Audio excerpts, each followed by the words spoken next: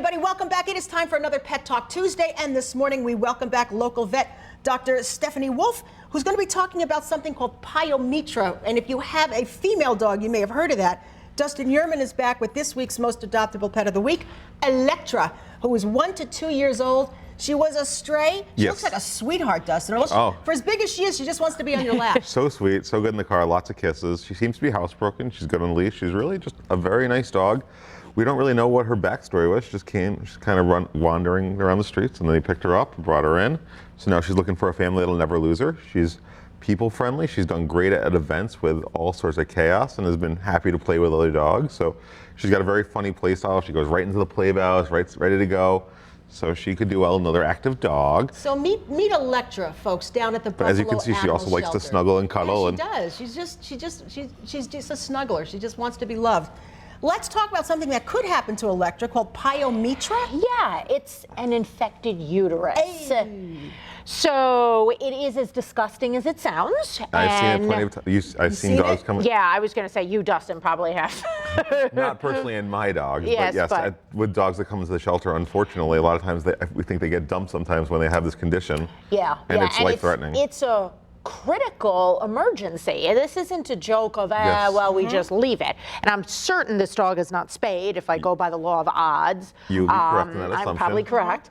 And, you know, it usually tends to happen in older dogs, so over 6 years of age, because it tends to be a hormonally based type of issue. But, you know, the point is, don't wait until they're 6. Right. You know, don't wait until they have a life-threatening condition or come in and say, well, we're concerned about the anesthetic, so therefore we're not going to, because well, there's also one easy way not to have that condition, have them spayed. Right. You know, do that at 4 to 6 months or whenever you choose to have that done. If you're a breeder and you breed your animals, obviously there comes a point where they retire. It's a good time to do it. And again, it is a true emergency. If you ever see you have an unspayed female, there is a little discharge coming out of the back end, there is something that may be a little strange, maybe they're a little depressed, maybe they're drinking a little more water, vomiting, any of that sort of stuff, you know, take them in for sure and really try to catch this condition beforehand, because it's 100% preventable. If the uterus is gone and they're spayed, it will not get infected. Right, and we want to make sure you understand, Electra does not have this, but we're saying because she's not spayed. She could down the road. But when she is adopted from the shelter, she will be spayed. Right. Every Perfect. animal We'll never is have spayed. this problem. Right. Can cats have the same condition? Cats can That's as a good well. question. Yes. And you know, it's equally as dangerous in both species. You know, once it occurs, it's a very short window of time that you have to actually catch these guys.